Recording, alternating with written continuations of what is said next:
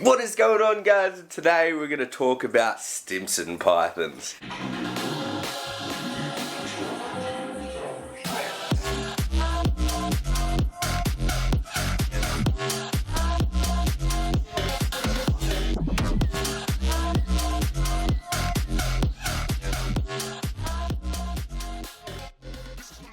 It's very commonly asked, what snake should we start with? Now, in WA, you're sort of restricted to what you start with, and as of the 1st of January last year, your options were spread out quite a bit, so you can start with a few more of the what people would call advanced animals, so like frilled necks and blackheads you can get for your first snakes. But the 3 recommended snakes for your first lot would have been the Woma python, the carpet python and the Stimson python.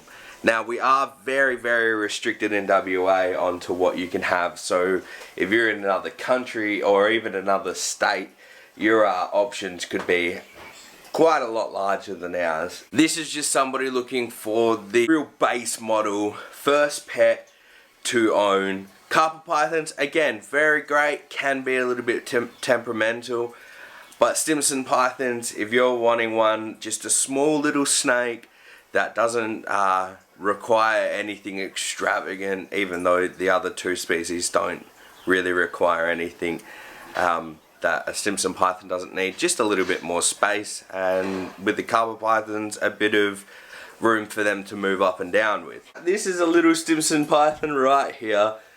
Super duper cute, super duper friendly. This guy, when I originally got him, was not very friendly, but just regular feeding and handling, temperature. Yeah, so this guy, when I was giving him, wasn't the friendliest dude, but now he's pretty chilled, which I'm a little bit excited about, because this was the my original plan with this guy, was to give him away at 1,000 subscribers. So this will be the snake that I will give away at 1,000 subscribers.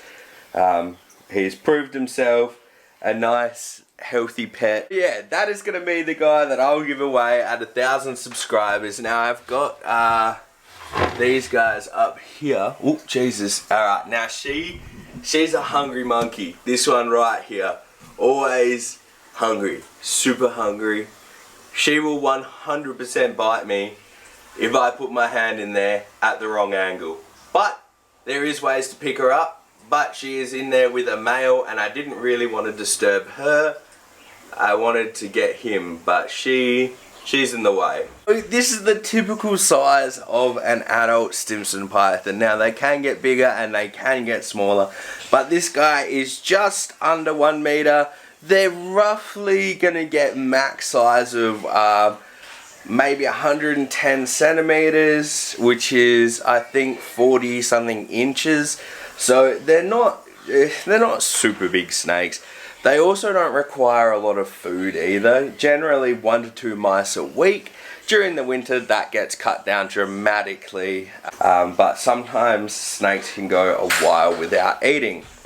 Now this is another point that I'm going to quickly dabble into in this video, but it probably deserves a whole video talking about brumation. Now, snakes do not hibernate, they brumate. Brumate? Oh man, I hate saying that word, it never sounds right in my head. And that means that they still move around, they still eat, they just may not eat and they may not move around as much. I think it gives them the option to still keep moving around without being stuck in one spot, because obviously a lot of snakes and reptiles get interrupted when they are having their naps for the winter. So I think they've developed the ability to still be moving and not just be stuck to one spot.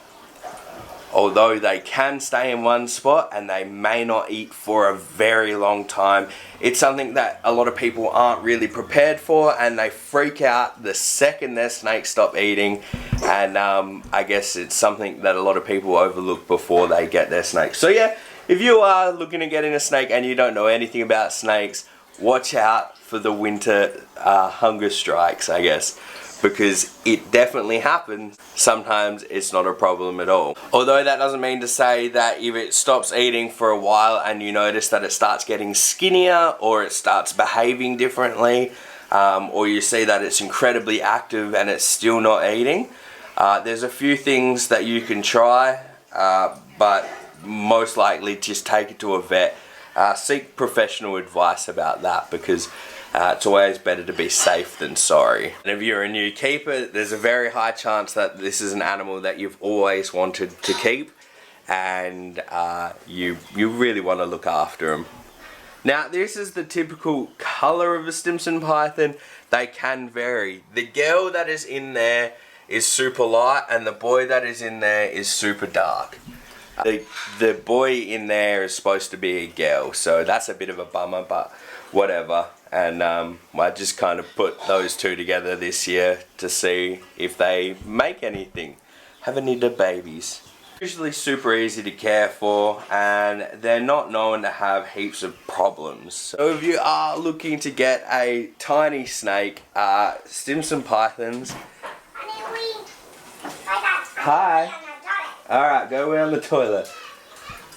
Stimson Pythons are definitely something that you want to go have a look at. Now, there is a few things that you need before you buy a snake, which is 1, an enclosure, and 2, a way to heat it. Other things you're going to have to think about is hides. Now, I know this isn't a Stimson Python, this is a Brumation Python, but the enclosure's lit up and you can see in there. Now, she has a hot hide, and over on this side there is a cold hide. There's a water bottle, there's a water bowl.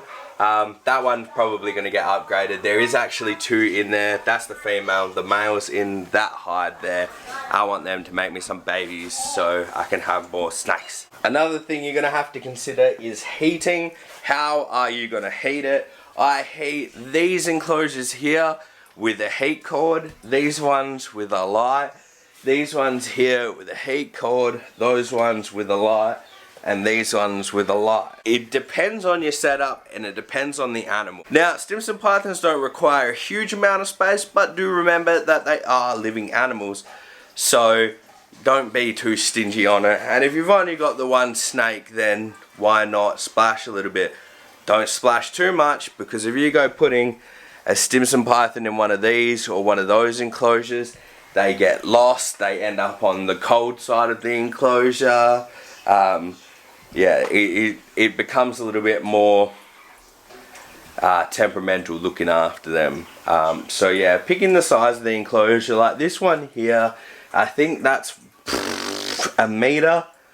I'm pretty sure this first enclosure, well, this bit of the enclosure here is about a meter long. Would be perfect for like two stimmies to live in that forever, as long as you had a very good hot side and a very good cool side.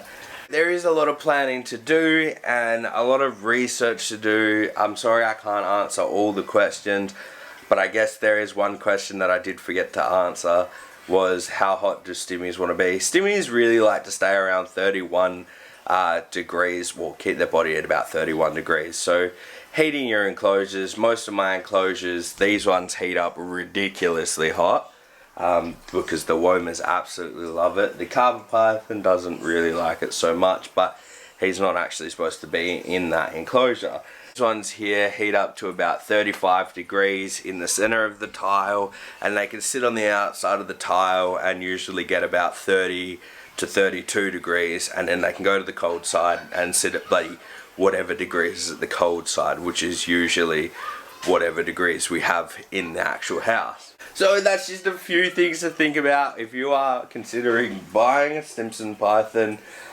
And like, honestly, if you do your research a little bit, and then there is dedicated Stimson groups. One of the Perth groups is actually run by my mate. I can't remember what it's called. And a lot of those people on there will help you out. Now, they're not very expensive, but they can get expensive if you want something super fancy.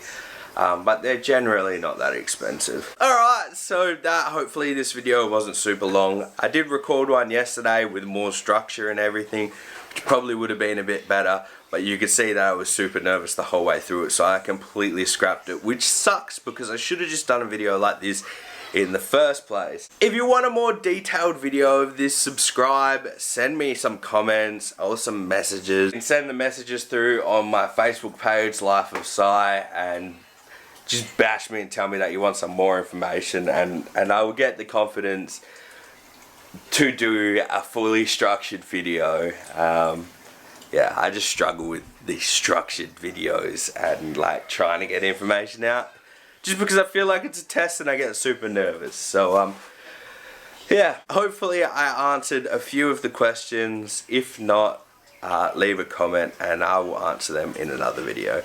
Alright guys, take it easy, stay awesome, and remember, you can't fail if you try. See you later. I had somebody comment like ages ago when I was making videos like, how come you don't have any bubbles in your tanks?